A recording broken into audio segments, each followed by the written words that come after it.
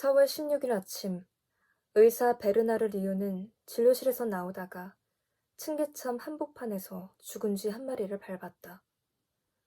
그 순간 그는 별 생각 없이 발로 쥐를 옆으로 걷어치우고 계단에 내려갔다. 그러나 거리에 이르고 보니 그 쥐가 나올 것이 아니라는 생각이 불현듯 들어서 발길을 돌려 수혜에게 알려주러 갔다. 미셸 영감의 반응을 보니 자신이 본 것이 얼마나 놀라운 일인지를 새삼 실감할 수 있었다. 죽은 쥐가 있다는 것이 그에게는 이상한 일에 불과했지만 수희에게는 추문이 될 만한 일이었다. 수희의 입장은 단호했다. 그 건물에는 쥐가 없다는 것이었다. 2층 층계참에 쥐 한 마리가 있다고 죽은 것 같다고 분명히 말해줘도 소용이 없었다. 미셸 영감은 전적으로 확신하고 있었다. 건물에는 쥐가 없다. 따라서 누가 외부에서 그 쥐를 가져다 놓은 것이 틀림없다. 여러 말 할 것 없이 누군가의 장난이라는 것이었다. 그날 저녁 집으로 올라가기 전 아파트 복도에 서서 열쇠를 찾고 있었다. 그런데 바로 그때 복도의 어두운 구석에서 큰 쥐 한 마리가 불쑥 나타나 비틀거리는 것이 리우의 눈에 띄었다. 쥐의 털은 젖어 있었다. 쥐는 멈춰섰고 균형을 잡는 듯 했지만 리우 쪽으로 달려오다가 다시 멈춰섰고 작은 소리를 지르며 제자리를 맴돌았다. 그러더니 결국은 반쯤 열린 입으로 피를 쏟으며 쓰러지고 말았다. 리우는 그 쥐를 잠시 바라보다가 집으로 올라왔다. 그는 쥐 생각을 한 것이 아니었다. 다름 아닌 바로 그 쥐가 피를 토하는 것을 보자 자신의 걱정거리가 떠올랐다. 1년째 앓고 있는 아내가 이튿날 산에 있는 요양원으로 떠나기로 되어 있었다. 침실로 가보니 그녀는 여행하면서 피곤해질 것에 대비해 그가 시킨 대로 침실에 누워 있었다. 그녀가 미소를 지으며 말했다. 기분이 참 좋아요. 의사는 아내를 바라보았다. 아내는 침대 머리맡에 램프빛을 받으며 그가 있는 쪽으로 얼굴을 돌리고 있었다. 30살에 얼굴에는 병색이 완연했지만 리유에게는 항상 젊은 시절의 얼굴로 보였다. 어쩌면 다른 것을 말끔히 씻어주는 그 미소 덕분인지도 몰랐다. 가능하면 좀 더 자도. 그가 말했다. 11시에 간호사가 올 테고 내가 정오 기차를 탈 수 있도록 데려다 줄게. 그가 이마에 입을 맞추었다. 땀이 좀 나 있었다. 그가 방문에 나설 때까지 그녀의 미소는 계속 이어졌다. 그 다음 날 4월 17일 아침 8시에 수희가 지나가는 리유를 멈춰 세우더니 어떤 놈이 건물의 1층 복도 한가운데에 죽은 쥐 3마리를 가져다 놓았다고 투덜댔다.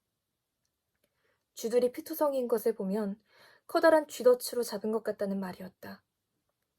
범인들이 모습을 드러내지 않을까 내심 기대하면서 수희는 쥐의 다리를 잡은 채 얼마 동안 빈정대며 대문턱에 서 있었다. 그러나 아무도 나타나지 않았다. 아, 나쁜 놈들.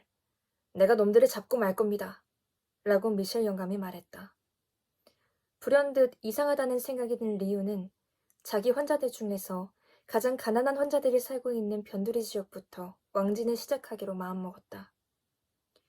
그 지역의 쓰레기는 훨씬 늦게 수거하기 때문에 먼지로 뒤덮인 길을 자동차를 타고 쭉 따라가다 보면 길 가장자리에 내어놓은 쓰레기 괴짝들을 스치듯 바짝 지나가게 된다.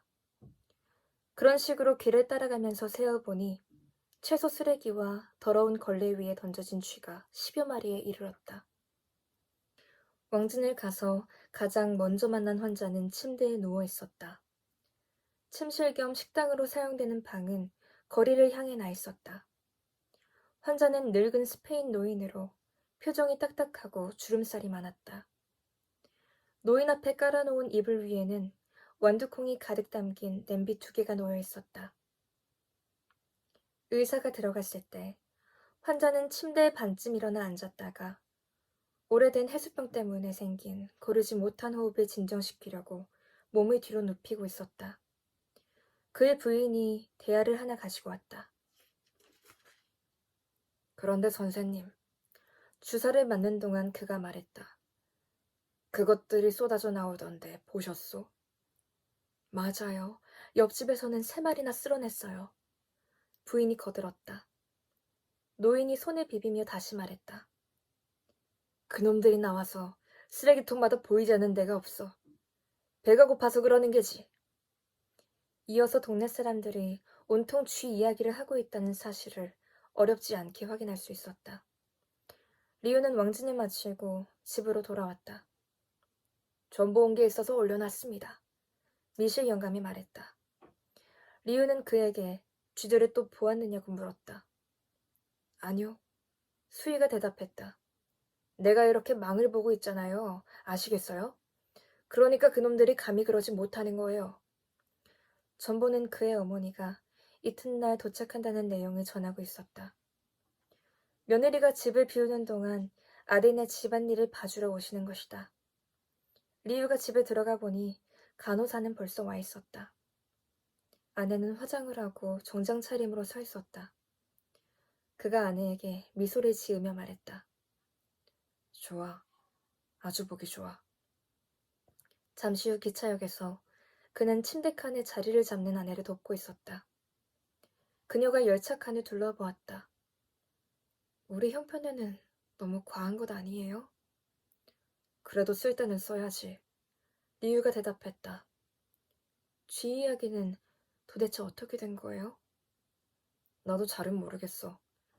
이상하긴 하지만 뭐 그러다 잠잠해지겠지. 그러고 나서 그는 그녀에게 미안하다고, 그녀를 잘 보살펴야 했는데 너무 소홀했다고 빠른 어조로 말했다. 그녀가 그만하라는 듯이 고개를 저었다. 그러나 그는 계속 말을 이었다. 당신이 돌아올 때면 모든 게 괜찮아질 거야. 그러면 우리는 다시 시작할 수 있을 거요. 그래요. 그녀가 눈을 반짝이며 말했다. 우리는 다시 시작할 수 있을 거예요.